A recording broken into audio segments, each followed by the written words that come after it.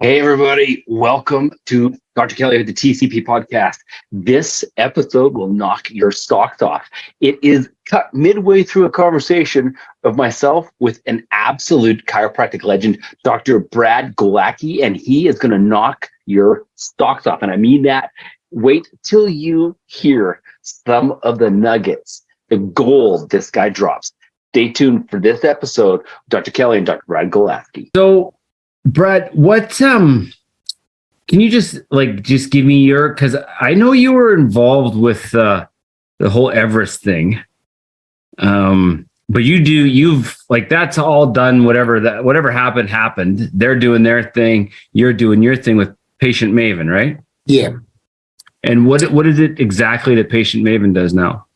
So, I started teaching day 1, day 2 stuff with Billy DeMoss 20 years ago. And we used to call it chiropractic nuts and bolts. And that's really what it was. It was just the nuts and bolts of a practice. We did 5 events a year of what we thought were 5 corners of the practice. So day 1, day 2 was one weekend. Team training and CA stuff was another weekend. We did marketing and outreach as a 3rd weekend.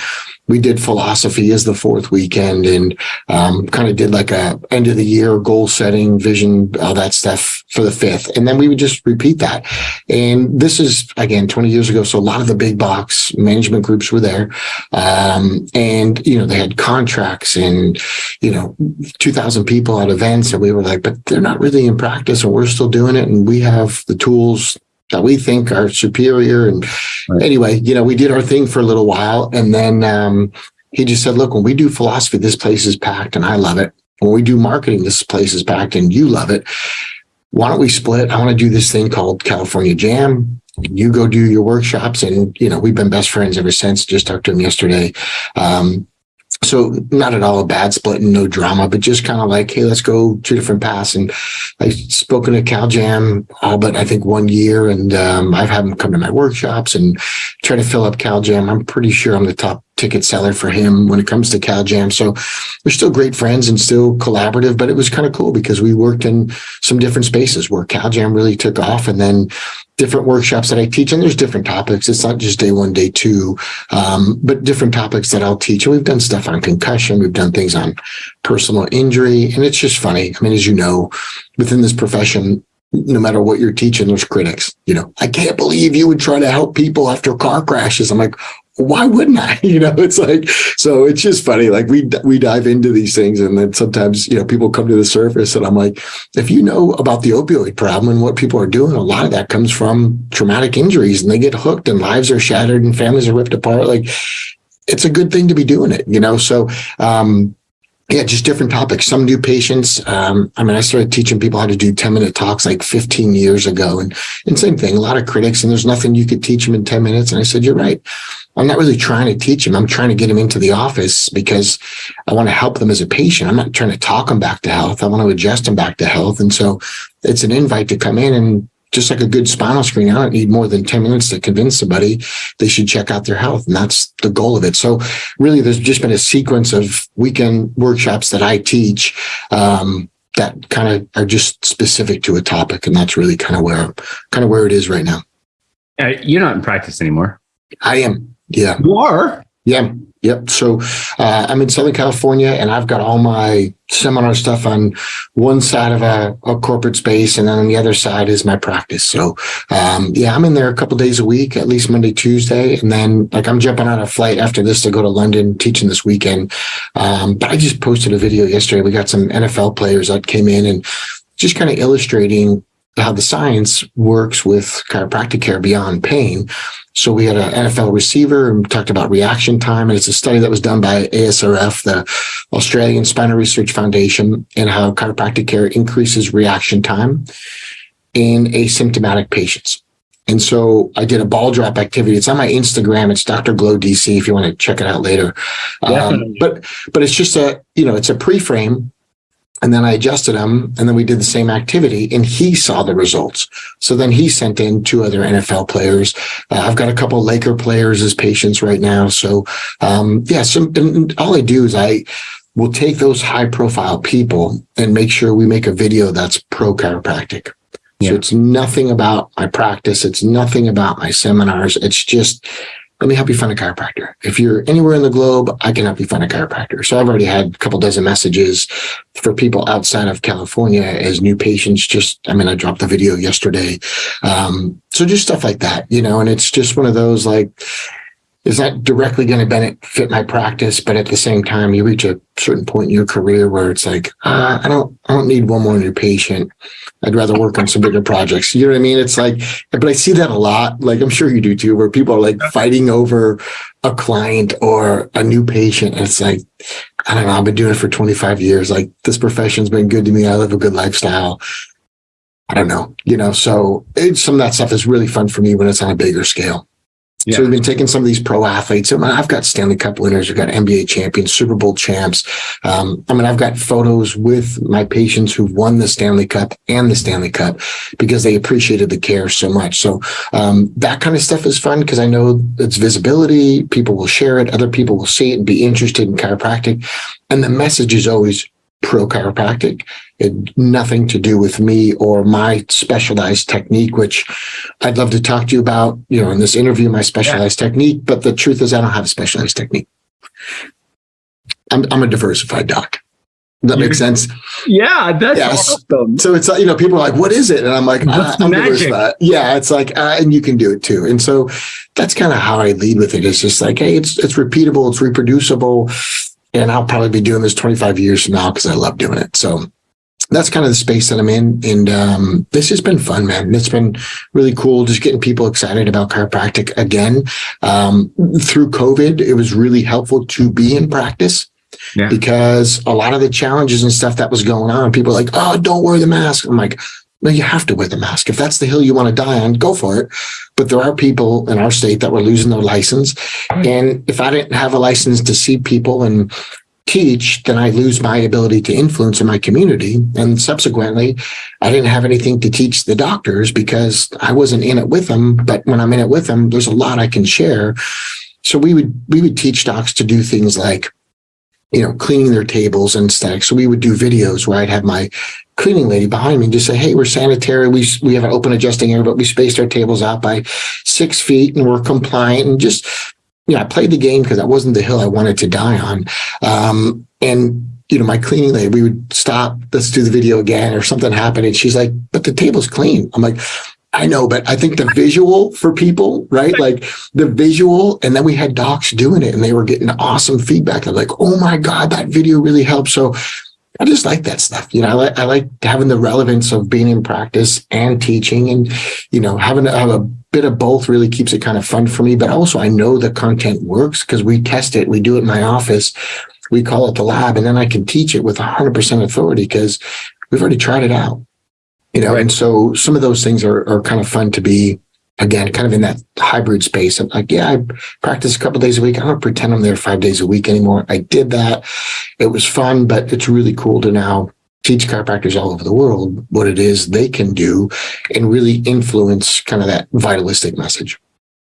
So I remember when I first graduated, we used to do this thing called table talk because, if you're not talking to your patients, and I was very strongly influenced by Dr. Burl Pettibon, and that guy, he was all over the place. Some days he would go where he wouldn't talk to anybody. There was no talking allowed at all, right? And then he'd do lots of talks and stuff as well. But I always strongly believe that you need to be talking while you're working. Is that like a table talk is something that you do? Because I feel like just your energy, you're not that guy that's just like, let me work, and you're just head down working. No. I mean, absolutely talking. And I've done, free webinars on Table Talk. We've done hour stints at seminars on Table Talk because it's a missing piece of the puzzle. And it's huge, and it's I think not always innately done by chiropractors, right? Yeah, sometimes we want to talk about the weather because it's casual. And I'm not saying that there's times that I don't, or if you're in Canada and the blizzard's moving in, or, we're in Southern California, there's big swell and there's surf. We had Kelly Slater literally surfing at the end of my street like a month ago. Like the town was buzzing. So yeah, we talk about it, but in general, 9 times out of 10, you should be talking about chiropractic. and 9 times out of 10, you should be relating it back to their health. So even if it is big waves and Kelly Slater, did you know Kelly gets adjusted? And here's one of the things, but just there's a way to make it casual, but bring it back so it's relevant for them. So yeah, table talk is huge. So these new guys that are coming out, I've been involved with a very large recruiting effort to bring in new docs into practices. And actually, like literally this morning, I got off a call with somebody who said that Northwestern right now is doing their chiropractic foundations class through Zoom. Mm-hmm. So they're not actually putting hands on people. And it's mind blowing. Like, it's tough, man. Yeah. We just did a free student night last night for LACC students in my office. We do it once a month, hands-on, palpation, adjusting, the whole thing, just because the more reps, the better, and it's a free service we do for the students. I just said, you can't do this enough. And yet at some point you'll be able to do this drunk, hungover, in your sleep. I'm not recommending it, but the idea is when it's like automatic, like you want to get to that point. And I also take the opportunity to say, and please don't be doing this drunk and in a bar, because that looks bad for our profession too. Like no party tricks, So, you want to get to that point. And there's no perfect school, and I offend people when I say that, but there just isn't CCE and requirements. And so to me, it's like each student's on their own journey, but if you're not going hands-on at your school, you might be handicapped when you get out. Right. So what would be the biggest deficit that you'd be seeing now in new grads and people that are struggling? Some of the things we just talked about: table talk, adjusting, confidence is a big one. And then kind of the video I dropped yesterday on Instagram with this football player, it's something docs can do in their practice. And it's a way to illustrate some of the research we know is out there through ASRF of the power of the adjustment, but beyond the pain. And so I'm kind of big in my message to students, hey, this is more than an antidote to pain. This is more than the pain maneuver. So let's get beyond that, because there's some really cool things that can happen in your practice. So I think the table talk, adjusting, confidence is a big one for sure. And that's a bit pervasive. It's kind of an overriding theme, but confidence equals competence. And if you don't have it, that's a big problem. Oh my God. Right. Isn't it? Yeah. When your company is, it's Patient Maven. So New Patient Maven is like, it's, basically the holding company. And then within that, I've got Level Up, which is basically procedures and coaching for chiropractors. So Level Up mentoring. Oh, okay. Yeah. So you've got a marketing side and then a coaching side as well. Exactly. Yeah. And in the coaching side, does that do, do you work on adjusting? We do. And what's kind of cool is we've got people that have different techniques, and I would tell you different experts. I provide the communication, and I always say that's secondary to your first thing, which is your technique. So don't change your technique, but I'll give you communication to wrap around it. So we've had Jay Holder come in and teach TRT. We've had Deed Harrison come in and do CBP. We've had Michael Hall come in and talk about neurology and brain work. Steve Judson come in and do upper cervical work. So kind of non-denominational. Does that make sense? And then again, there's my special technique that we already talked about, right? So that's just and so, to me, that's about as far as the ego goes with that stuff. It's like, hey man, if it's working for you, cool. And if not, there's plenty of stuff out there, but go be happy in practice, go be successful, go do it, and it's a boutique profession. And unfortunately, this idea of being quote unquote famous, it's like, I don't know, what do we have? 60,000 people in the profession. Those aren't the people I'm trying to impress. It's the people outside of it that need our care. That's where we should be focused, not in, but out, and who can we help and pull them into the fold. And again, that's where some of the athletes and stuff is it's just leverage. And I'm pretty honest with my audience in the sense that we do take care of athletes, and we've got a Super Bowl champ, and we've got Stanley Cup champs, and you name the sport. And we actually have not just a pro athlete, but world champions in the NBA and stuff like that. Not the whole team, and I'm not the team chiropractor, but the one or two in each sport that I leverage it through social media, because I want people to know, if this is your idol, well, this is what they do. If this is who you look up to, they seek care beyond pain. It's the 3 Ps is what I call it: pain, prevention, and performance.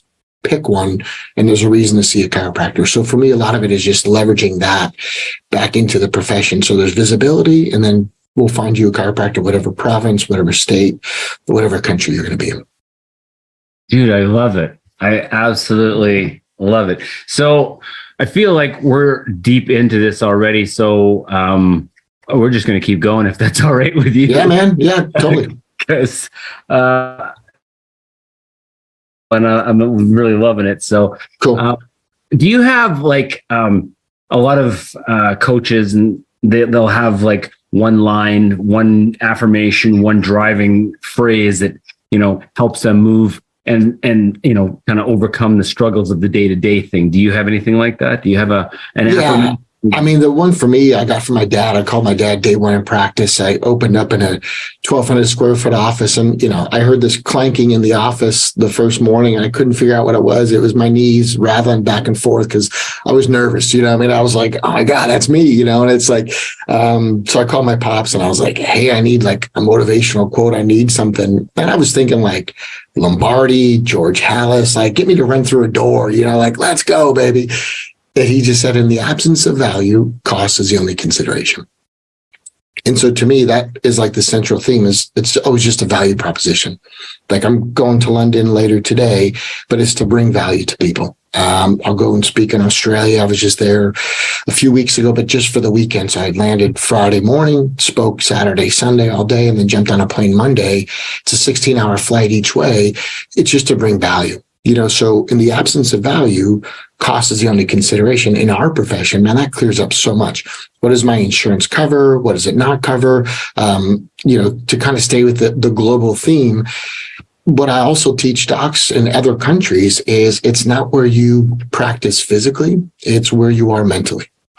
And so, like, when I do workshops in Europe, they're like, well, nobody does more than 6 visits here. I go, because you've never offered more than 6. Like, if you offer it, people will say yes, but you need the communication. You need to know how to do that. That's why we're doing this workshop. But if you can offer them more than that, they'll say yes. They don't even know what chiropractic is. So where you live mentally is more important than where you live physically, to me, for the chiropractors. And then the value proposition with the day-to-day struggles, like you mentioned. And I always tell people, look, work is required, struggle is not. Right. So if you have a positive attitude about it, like, yeah, we got to put in some reps. You got to do some work. And even when there's mistakes or failures, it's an opportunity to learn. And that isn't rhetoric. I mean, I've been doing this for 25 years as a DC. I've been teaching for 20. Work is required. There's no doubt. But unfortunately, in our profession, we romanticize the struggle. And you're probably familiar with that, right? It's like, you don't know my story. It's like, hey, real quick newsflash, your patients don't care about your story. Okay, they don't give a shit about your story because they have a story and they want to know if you can help them with their story. That's why they're in your practice. So let's get really clear. It ain't about you. You know, and to me, that's a driving force too, which is, you know, why do we do talks and why do we do outside events and why do we want more new patients? It's actually not for me, it's for them. And this is something Billy D and I have talked about for years. Like, when did it become about you? You know, people go, well, I don't need to do outside marketing because it's a referral only practice. I don't need to do that. But when did it become about you? I do it because I want to help people. There's a friggin' opioid crisis going on globally. If you're not familiar with it, 80% of heroin users got started with a prescription written by their medical doctor for an opioid. 59% of opioid prescriptions worldwide were for neck and lower back pain. So if you're a chiropractor, and whether you practice mechanistically or vitalistically, half of the opioid crisis should have started in your practice. We could have cleared up a lot of that. And then, you know, you look at the numbers as they go. And last year, I think there's something crazy like 300 Americans per day overdose from opioids alone. And that's just America, you know. So this epidemic where half the people have neck and back pain, hey, there's a real reason, even mechanistically, to approach that. But then I mentioned the video yesterday with the NFL athlete. I'm really quick to transition that pain conversation into prevention or performance, because any one of those 3 Ps is a reason to see a chiropractor. And it could be a pregnant, expecting mom, where there's a performance she's going to have to go through. And my wife and I have 4 kids, and I got to tell you, I was pretty useless on the day of. Like, it's their show, right? But that's a performance thing too. It's not about low back pain for pregnancy. It's about performing on the day of delivery. So there's so many different ways you can take it. But coming back to that central theme of value, you know, are you bringing value as the chiropractor? Am I bringing value to your listeners? When chiropractors practice, where they are mentally is far more important than where they are physically. And happy to report the workshops we've done in Europe, there's a lot of chiropractors now putting people on care plans, seeing vitalistic results, getting patients off of medications, people turning in opioids, because for the first time they've offered it. They've finally offered something more than pain-based, and people said yes. And so there's kind of this really cool movement, I would tell you, in Europe right now, where chiropractors are finally putting people on care plans where they just didn't think it existed before. And these are docs 15, 20 years in that are finally doing things differently. And as a result, having more fun, a lot less stress, and just really happy with what's going on. So it's pretty cool to see the deep corners of the profession. There's good people everywhere, man. There's good chiropractic students on every campus. And I'm not throwing stones at any campus. There is no perfect school, and that offends people too. But there's just a lot they're dealing with. I think as soon as we take responsibility and say, it's my path, it's my journey, and I got to go get it, then we come back to the work is required, struggles not. You got to put in the reps. Yeah. I'm so curious because somebody with your history and everybody's like, what's the secret? What's the secret adjustment that gets all the results that you experience? Like that you didn't create your own technique, or that, you've been very, diversified. Yeah, that's it. Which within the profession means I don't have a technique. Right. Like if we're just calling it what it is, it's like, look, there's no ego with that. Right. And I admire the people that have developed techniques, and I admire the different techniques. And I've also learned to never put down another chiropractor. Like from a technique perspective, that's pretty common in school. This is the right way and that's the wrong way. Yep. There's no room for that. Look, as people age, as they change through the seasons of life, as they have different health challenges and different expressions, there's chiropractors that are great at something that somebody else may not know a lot about. I've got my deficiencies in practice, and somebody points to a knee, or they're taking off their shoes and socks for a foot problem. I go, don't do that. Whatever's in that shoe is either contagious, it smells, and I don't know about it. So, that's not my deal. So just be really clear with it, right? Like, this is what I'm good at and this is what I'm not. And to the technique gurus and the people that develop it, I admire them. I really do. There's some really brainiac people out there. I just wrap the communication around what they've made. And the technique's got to be number one. Number two is communication. And that's kind of what I focus on.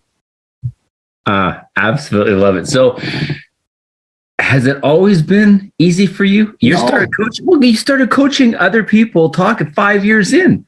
Yeah, and that was a lot because Billy D pushed me. And we would sit in a mastermind. Look, Billy D and I met every Monday night for 12 years. So I came right out of school and I was hustling and I was doing talks and we were filling it up. I had a 1,200 square foot office. We were seeing 850 a week. I had 2 CAs in the morning and 3 CAs in the afternoon. I adjusted everybody. And I all I knew is I didn't hit 1,000.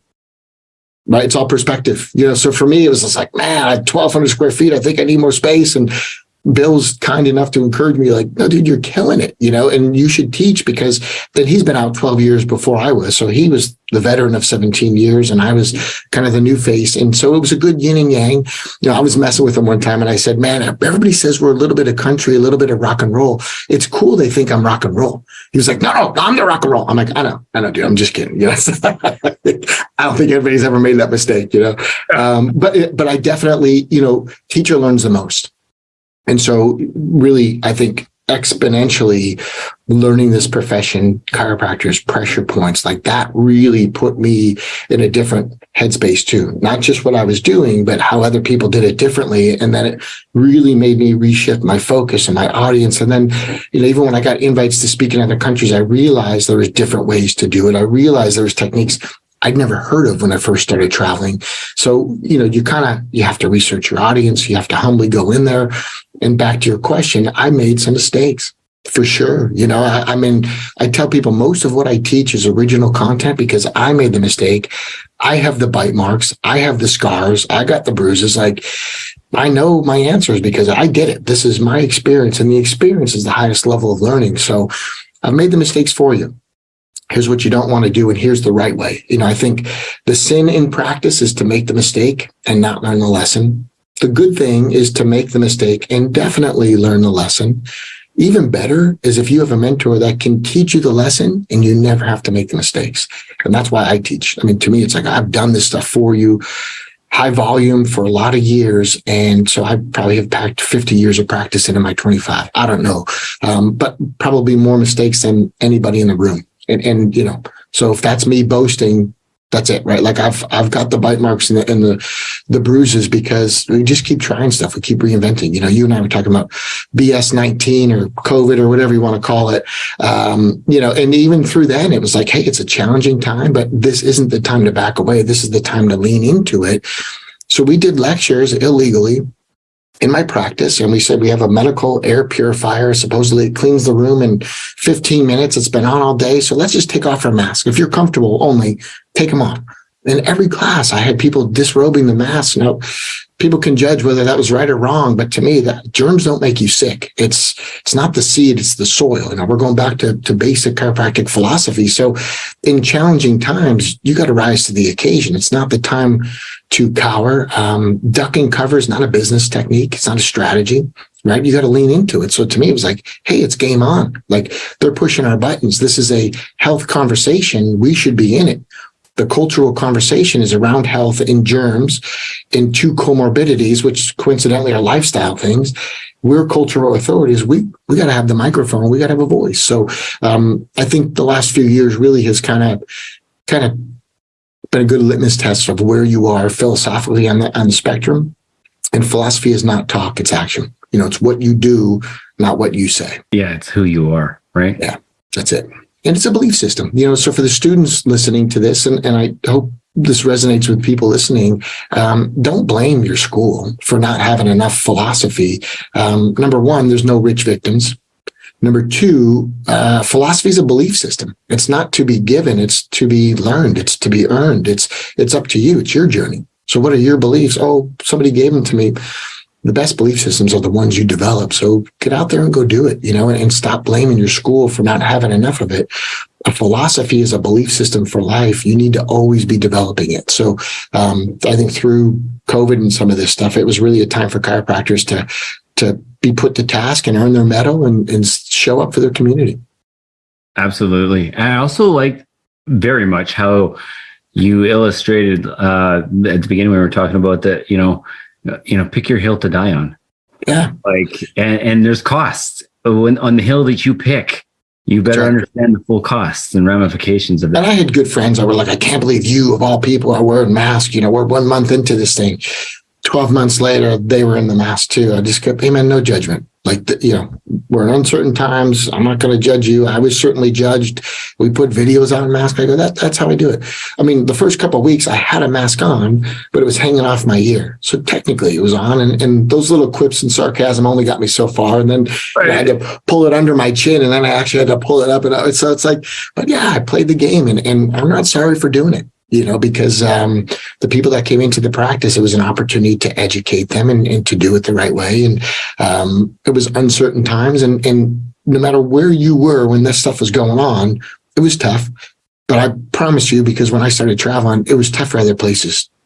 Does that make sense? Like, it was like, yeah, where we were, it was really tough. And then I would go to another place and be like, wow, this is worse, or that country's even worse, and it was just like, wow, and to the point where, like in Australia, they were going door to door checking for papers and had a vaccine crew with them. So if people weren't, they would walk into the homes or their chiropractic practices and vaccinate people on the spot. So again, like, no judgment. It's just, it was uncertain times, but belief systems were in check. And also what we did through the pandemic was we rented out an airport and we did a huge seminar with 350 chiropractors in Colorado because they closed that state down for chiropractic. Kentucky and Colorado were shut down to practice chiropractic. So I said, we're going to go there where they need it, and we're going to do a seminar. And we had to rent the tables from one space and the chairs from another, and we rented out an airport hangar. And they said, we'll give you the space, but we can't give you people. You're not supposed to be doing this. And we said, we know. But we had 350 chiropractors show up who needed it.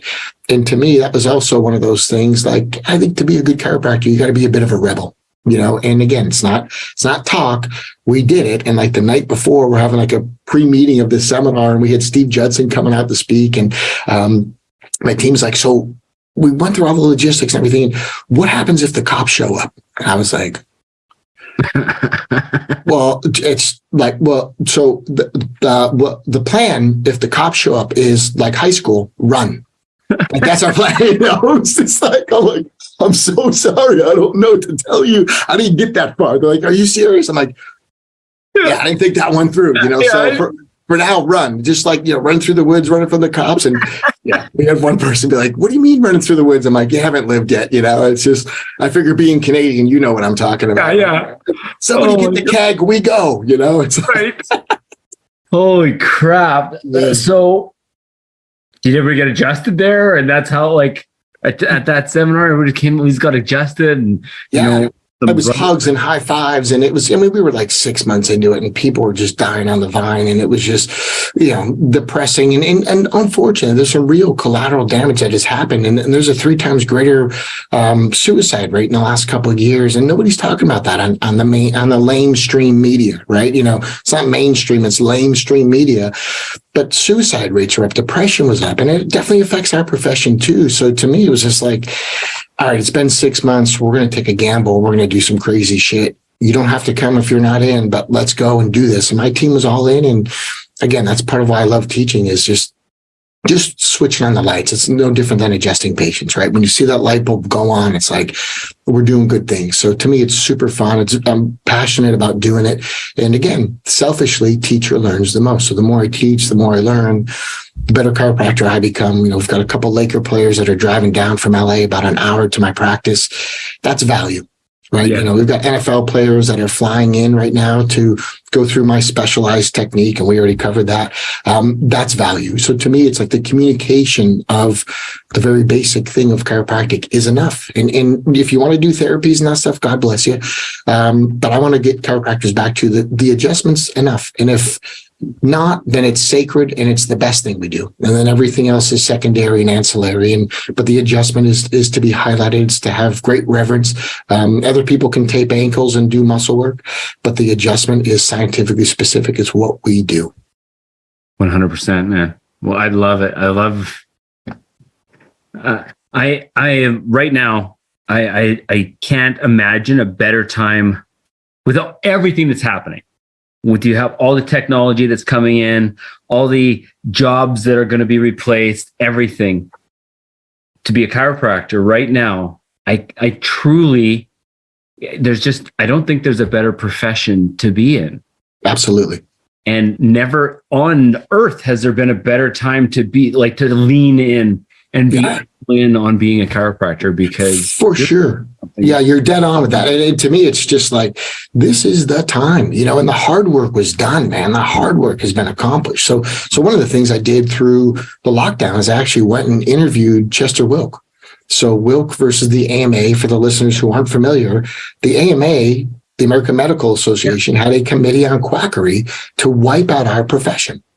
And Chester Wilk filed a lawsuit and it went to the Supreme Court, and it was a 17-year battle. So I went and interviewed Chet Wilk at his home at the age of 92. And we did a 1-hour interview that went 5 hours. Like, one of the coolest humans I've ever met. He did the hard work. He kept complimenting his attorney, George McAndrews. So on a separate trip, I went to an old age home, a retirement home, with George McAndrews and his daughter, and interviewed him, who was the attorney that defended chiropractic for 17 years. And wasn't ever paid for the work he did, just so that we could have the right to practice. So when it comes to the moaning and groaning and bitching and complaining, I won't hear it. You cannot deposit your excuses. Right? Have those videos? Do you have that? Yes. Yeah.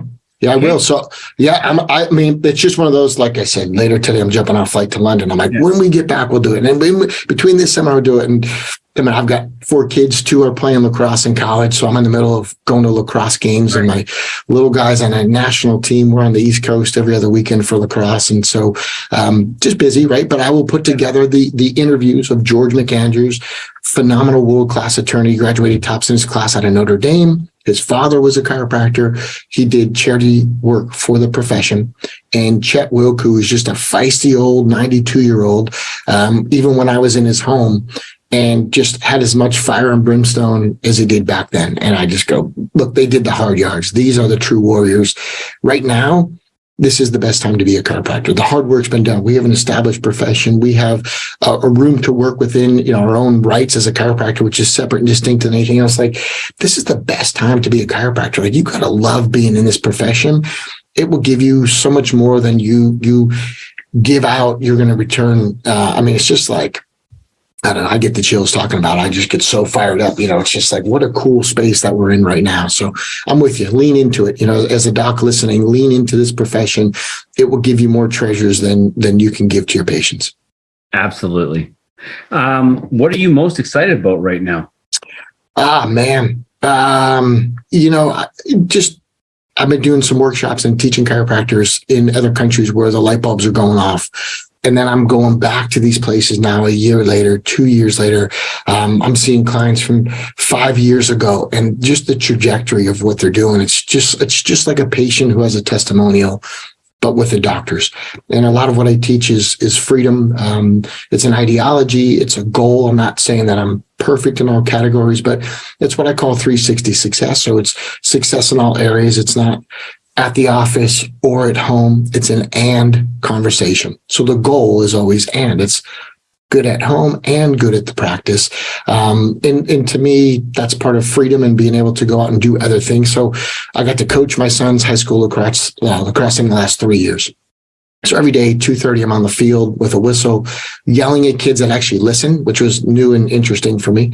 It's like, but just to, have an influence and be in their life and be around their friends. Like, to me, it was a good mix of being in practice, but then at 2:30, putting on a whistle, a pair of shorts, and just going to, I played lacrosse in college. So to go and participate in a sport that I love and coach, and took this team deeper than they've ever been in the playoffs. And we have kids playing Division I lacrosse that never dreamed of doing it. And just really cool other categories. Does that make sense? So not just chiropractic, but other stuff. And so to me, every day at 2:30 was a vacation, like out in the Southern California sun, playing lacrosse. Game day was super hyped up. And to me, it's a good mix right now. Nothing's boring. Nothing's drab. Now that everything's back open post-pandemic, getting to other countries and seeing people we haven't been able to see for a while has also been fun. So just kind of circling back and seeing the success has been huge. What do the next 5 years hold for you? So a lot of stuff on the horizon, with just some pretty big potential with some of these pro athletes, and things that I won't be doing, but I'm going to have the ability to set up other chiropractors. So I'm pretty excited about that. And some of the stuff I can't talk about yet, but some of it we will be really soon. And to me, it's just really fun hooking up other people, because I can't adjust them all. We can't do it, but just making the introductions, getting that stuff going within practice. My oldest, she may wind up being a chiropractor. So she's on a lacrosse scholarship right now, University of Tampa. And she switched a major and she said, "Hey, Dad, I'm doing my prereqs. This could be something I'm into." So who knows, in 5 years, I could be in practice with my daughter. Like, how cool would that be? Right. And I'm not forcing it, and I'm not making this like a big push, but there's some really cool things. I just kind of feel like I'm heading into a different chapter. Like, I don't have to be in the office. I don't have to teach. I don't have to do anything. And I love that space. I learned this from Wayne Dyer, that as soon as you say you have to do a thing, you've accepted a debt from the universe. But if you want to, or I choose to, you're working with gratitude. Now you're a wealthy person. So a have to statement is accepting a debt. I have to go to the office. I have to do this. As soon as you choose to or want to, which is just an attitude switch, it really gets fun. And I'm just finding in all the categories of my life, I'm choosing to do the things that I'm doing. So I've got a busy schedule, but I set it, I make it, and I love it, man. I love what I'm doing. That's fantastic. I love it. I can't tell you how much I've enjoyed our conversation today. This has been great. I appreciate it. I did most of the talking, my man. I hope that was the plan. That was definitely the plan. Nobody's here to listen to me. So, but and hats off to our brothers and sisters in Canada, because again, California is a tough place to be with all this craziness, but Canada was one of those places. It was worse, in my opinion, than not being able to leave the country unless you were vaccinated or getting back in, and just it was different in difficult times, and so whatever else we could do to help people out, just realize that, there's always someone else in a worse situation than yourself. And I think that attitude of gratitude is super important, just kind of changing your vibe and just finding the wins in the day. And all of a sudden that makes a good week, and next year could be better than this year. But to any of the listeners, I think some of the secrets to success is happiness isn't a destination. It's the way to be. Right. So it's not a place I'll get to when I get to this number or this amount of money in my bank account. Happiness isn't a destination. Happiness is the way. And if you can change your vibe about your approach to things and just be better than you were last year, that's the goal. That's the game. You don't have to compete with anybody else. Just be better than you used to be and improve on that, and then have some fun with it, And I think that really will keep you young in this profession. And then I went and saw Chester Wilk, kind of circling back to that, and George McAndrews. And George McAndrews was so with it. They're like, well, he's mentally slowed down. That dude was sharper than most chiropractors, let me tell you. He was pushing 90 and the guy was like super sharp. And Chet Wilk, I offended him when I was there, to be honest. I just said, when was the last time you adjusted somebody? And he like cocked his head and he got fight face and he was like, yesterday. I was like, my bad, 92. So then he wanted to prove himself and he goes, lay down, probably should check you. And it was one of those adjustments. I think he did some things he didn't have to, like he was like stuffing my face in the face paper and some of that. No, but it was just one of those, like the guy adjusted me side posture. He adjusted me full spine at 92 years old. The guy still had it. And so I look at those people and I go, they are passionate about this thing called chiropractic. I think that's how you stay young. Not just in the profession, but I mean, in life. Like if you can bring the passion to the thing you're doing and have that right attitude, the longevity in this profession is unlike anything else. I agree with you wholeheartedly. This is the time to be a chiropractor, and be around people that are going to support that. It's not a competitive thing. Don't worry about people left and right and what they're doing. Just be better than you were last year. I suck at golf. Why would I worry about what Phil Mickelson's shooting or Rory's shooting? Like, I'm not in the same realm. I got to up my game, and then maybe that conversation happens later, but I'm not in that conversation. You just need to be better than you used to be. I think that's so magical for a lot of people. Absolutely. All right. I have to put you into our TCP time machine. Cool. So in our TCP time machine, it is, if you could go back to a younger version of yourself, maybe it's a starter practice or when you were at the deepest point of struggle in your practice, and you could say anything to that young Dr. Brad back then, what would you say? People will pay you cash for your care. And I was in a time in California where if we billed insurance, it paid pretty well. We had car accidents and PI, it paid pretty well. There was a time where work comp was good. So kind of like there's lots of different payers, and some people paid cash.